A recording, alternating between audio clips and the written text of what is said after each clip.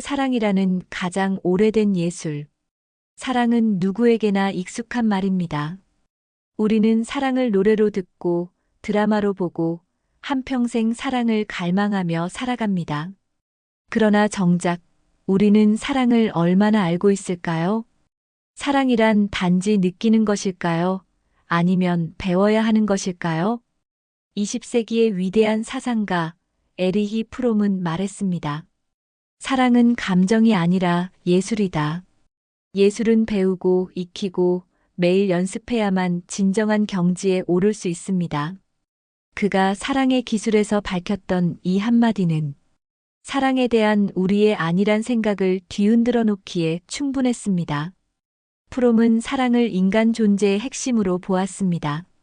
사랑은 단지 누군가를 향한 감정이 아니라 자기 자신을 포함한 존재 전체에 대한 태도이자 삶의 방식이었습니다. 그에게 있어 사랑한다는 말은 존재한다는 말과 다르지 않았습니다. 그리고 지금 우리는 삶의 후반부에 서 있습니다. 육체는 예전 같지 않고 사람들은 점점 멀어지고 사랑은 청춘의 열기로만 기억되는 단어가 되어갑니다. 하지만 프롬은 우리에게 조용히 속삭입니다. 사랑은 나이를 먹지 않는다. 오히려 나이가 들수록 더욱 깊어져야 한다.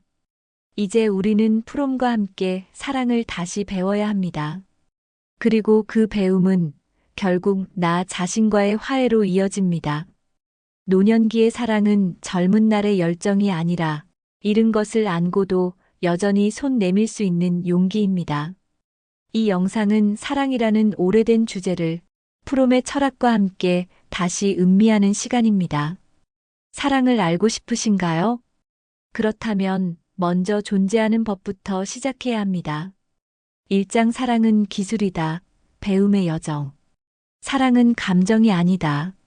그것은 기술이다. 에리히 프롬의 이 말은 사랑에 대한 우리의 선입견을 조용히 깨뜨립니다. 우리는 흔히 사랑을 운명, 화학 반응, 자연스러운 감정으로 여깁니다. 하지만 프롬은 단호하게 말합니다. 사랑은 예술과 같으며 따라서 배워야 하고 익혀야 하며 끊임없이 연습해야 한다고. 그는 사랑을 4가지 요소로 설명합니다. 배려, 책임, 존경, 그리고 이해. 이 4가지는 사랑을 구성하는 근본적인 기둥이자 우리가 살아가며 하나씩 익혀야 할 기술의 축입니다. 배려는 타인의 생명과 성장을 진심으로 바라는 마음입니다. 꽃에 물을 주듯 사람의 마음에도 따뜻한 관심과 온기가 필요합니다. 사랑은 상대를 지켜보는 것이 아니라 그의 삶을 응원하고 함께 자라나는 과정입니다. 책임은 단순히 의무를 의미하지 않습니다. 프롬에게 책임이란 타인의 필요에 자발적으로 응답할 수 있는 능력입니다. 아이를 돌보듯, 연인을 감싸듯, 때론 노년의 친구의 침묵을 존중하듯. 책임은 사랑의 구체적인 실천입니다. 존경은 상대방이 고유한 존재라는 사실을 인정하는 것입니다. 그가 나와 다르고 나와 같은 만큼 소중하다는 사실. 존경 없는 사랑은 결국 지배하거나 의존하는 사랑으로 변질되기 마련입니다. 그리고 마지막, 이해는 사랑의 뿌리입니다. 사랑하는 사람을 깊이 알기 위해 우리는 귀 기울이고 바라보며 기다립니다. 그 사람의 아픔, 기쁨, 두려움, 침묵까지도 알아가려는 노력이 사랑이라는 기술을 더욱 정교하게 다듬어 줍니다. 프롬은 묻습니다. 우리는 사랑하기 위해 얼마나 노력해 왔는가? 좋은 직업을 갖기 위해, 피아노를 치기 위해, 운동을 잘하기 위해. 수없이 연습하고 공부해 왔지만 사랑이라는 가장 중요한 기술에 대해서는 정작 그저 하면 되는 것이라 여겨오지는 않았는가. 노년기에 이르면 우리는 다시 사랑을 배워야 합니다. 이제는 격정의 사랑이 아니라 깊이의 사랑을. 서로를 바꾸려 하기보다는 있는 그대로의 존재를 끌어안는 성숙한 사랑을. 그리고 그 배움은 나이와 상관없습니다. 오히려 지금이야말로 가장 잘 배울 수 있는 시기입니다. 왜냐하면 우리는 이제 기다릴 줄 알고 포기할 줄 알며 무엇보다 사랑이 얼마나 소중한지 알고 있으니까요. 사랑은 삶의 마지막 순간까지도 배우는 예술입니다. 그리고 그 예술은 당신의 하루를 조금 더 따뜻하게 바꾸는 힘이 됩니다. 2장. 사랑은 고독을 견디는 용기다. 에리히 프롬은 인간 존재를 본질적으로 고독한 존재라 보았습니다. 우리는 태어나는 순간부터 분리된 객체로 세상에 던져집니다. 어머니의 품을 떠나 홀로 서는 순간, 인간의 삶은 고독을 피할 수 없는 여정이 됩니다. 이 고독은 많은 사람들을 두렵게 합니다. 그래서 우리는 끊임없이 무언가에 매달립니다. 관계, 물질, 명예, 심지어는 불필요한 소음조차 고독을 덮어버리기 위한 도피처가 되곤 합니다. 그러나 프롬은 말합니다. 사랑은 고독을 없애는 것이 아니라 그 고독을 받아들이고 견디는 용기에서 시작된다. 사랑을 성숙하게 한다는 것은 다른 사람의 품에 기대어 고독을 잊는 것이 아닙니다. 오히려 자신의 고독을 직시할 줄 아는 사람만이 누군가를 진정으로 사랑할 수 있습니다. 내 안의 공허를 인정할 수 있어야 그 공허에 의지하지 않고 상대를 있는 그대로 바라볼 수 있기 때문입니다. 노년기는 고독이 가장 깊게 드리워지는 시기입니다. 배우자와 친구를 떠나보내고 자식들은 이미 각자의 삶으로 멀리 떠나갑니다. 삶의 풍경이 한층 고요해질 때 우리는 사랑이란 무엇인지 다시 묻게 됩니다. 그것은 함께 울고 웃는 일에서 한 걸음 더 나아가 서로의 침묵을 존중하고 서로의 고독을 품어주는 것임을 깨닫게 됩니다. 프롬은 사랑을 고독을 공유하는 기술로 보았습니다. 두 사람이 서로를 바라보며 말없이 앉아있는 순간 그 침묵 속에 오히려 깊은 친밀감이 흐릅니다. 어쩌면 그것이 노년기의 사랑이 가질 수 있는 가장 아름다운 형태일 것입니다. 고독은 사랑의 적이 아닙니다. 오히려 사랑이 자라는 토양입니다. 자신의 내면을 깊이 들여다보고 그 속에서 홀로 서는 법을 배울 때 우리는 더 온전하게 사랑할 수 있습니다. 사랑은 고독을 견디는 용기입니다. 노년기에 찾아오는 고독을 두려워하기보다 그 고독을 포용하고 함께 건너는 사람과의 관계가 삶의 마지막 빛을 더 환하게 밝혀줄 것입니다. 3장, 존재냐 소유냐, 사랑의 두 얼굴. 사랑은 어떤 것일까요? 내가 가진 무언가일까요? 아니면 내가 되어가는 무언가일까요? 에리히 프롬은 소유냐 존재냐에서 이렇게 말합니다. 사랑은 소유가 아니라 존재의 방식이다. 이 단 한 문장 속에 우리가 사랑을 오해해왔던 수많은 흔적이 담겨 있습니다. 많은 사람들이 사랑을 갖는 것, 즉 상대방을 소유하는 것으로 여깁니다. 내 사람, 내 연인, 내 가족이라는 말은 듣기에 자연스럽지만 그 말 속에는 미묘한 지배의 그림자가 깃들어 있습니다. 소유의 사랑은 상대를 대상으로 삼습니다. 관계를 가질 것, 붙잡을 것으로 여깁니다. 상대가 떠나거나 변할까봐 두려워하고 그래서 더 집착하고 통제하려 듭니다. 이런 사랑은 결국 불안과 지배, 소외로 이어질 수밖에 없습니다. 반면 존재의 사랑은 다릅니다. 그것은 함께 있음 자체를 존중하는 것입니다. 상대가 나의 소유물이 아니라 하나의 독립된 존재임을 인정합니다. 존재의 사랑은 상대를 통제하려 하지 않고 있는 그대로 받아들이고 바라보며 함께 존재하는 법을 배워갑니다. 노년기에 들어선 우리는 이제 더 이상 소유의 사랑을 좇을 필요가 없습니다. 어쩌면 잃어버리는 것에 익숙해지는 시간, 남는 것과 떠나는 것 사이에서 무엇이 정말로 내 안에 남는지를 깨닫게 되는 시기입니다. 그리고 그 깨달음은 소유에서 존재로의 전환을 요구합니다.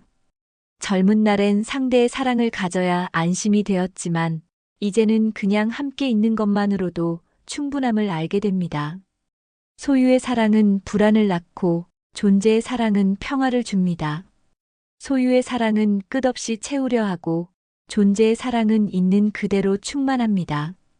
프롬은 말합니다. 사랑은 무엇인가를 얻는 것이 아니라 그 사랑에 적합한 사람이 되어가는 것이다. 그렇기에 사랑은 나이와 무관합니다. 오히려 삶의 무게를 통과한 이들이 더 깊고 고요하게 실천할 수 있는 방식입니다. 사랑은 갖는 것이 아니라 존재하는 것입니다. 그리고 존재하는 사랑은 노년기의 영혼을 더욱 단단하게 다듬어 줍니다. 4장. 성숙한 사랑은 자유를 동반한다. 사랑은 붙잡는 것일까요? 놓아주는 것일까요? 에리히 프롬은 이 질문에 단호히 답합니다. 성숙한 사랑은 사랑하는 사람을 자유롭게 한다. 그의 철학에 따르면 사랑은 자유의 적이 아니라 자유의 조건입니다. 누군가를 진정으로 사랑한다는 것은 그 사람을 나의 소유로 만들려는 욕망을 내려놓고 그 존재가 스스로 피어나도록 지켜보는 일입니다. 젊은 날의 사랑은 때로 격정적이고 집착적입니다. 사랑을 받기 위해 자신을 포기하고 상대를 잃을까 두려워 과도하게 붙잡기도 하지요.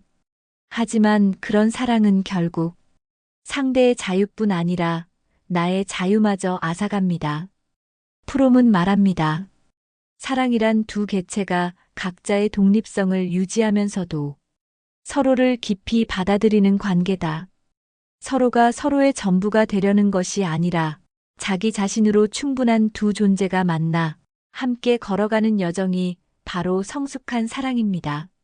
노년기는 이 자유로운 사랑을 실천하기에 가장 좋은 시기입니다. 우리는 이미 삶의 많은 역할에서 벗어나고 있습니다. 부모로서, 직장인으로서, 사회의 일원으로서 맡았던 책임과 기대에서 점점 자유로워지고 있습니다. 이제는 있는 그대로의 나로 존재할 수 있는 시간입니다. 그 자유는 사랑에도 그대로 반영됩니다. 상대를 얽매는 대신 그 사람이 더 자신답게 살아갈 수 있도록 응원하는 것. 내 곁에 머물러줘서 고마워하며 언제든 떠날 수 있다는 사실도 존중하는 것. 이것이야말로 성숙한 존재가 할 수 있는 사랑의 방식입니다. 또한 프롬은 사랑이 자립성과 맞닿아 있다고 보았습니다. 의존으로 가득 찬 관계는 서로를 질식시키고 자유로운 관계는 서로를 살립니다. 그렇기에 나는 너 없이도 존재할 수 있지만 그래도 너와 함께하고 싶다는 고백이야말로 진정한 사랑의 언어입니다. 이제는 사랑이 꼭 함께 사는 것이 아니어도 하루에 몇 번 안부를 묻는 것만으로도 서로를 가만히 응시하는 침묵 속에서도 깊은 유대와 신뢰가 자라날 수 있음을 우리는 압니다. 성숙한 사랑은 자유를 억압하지 않습니다. 오히려 자유 위에 피어납니다. 그리고 그 자유 속에서 우리는 비로소 더 따뜻하고 단단한 사랑을 할 수 있게 됩니다. 5장. 사랑은 실천이다. 무기력한 시대의 저항.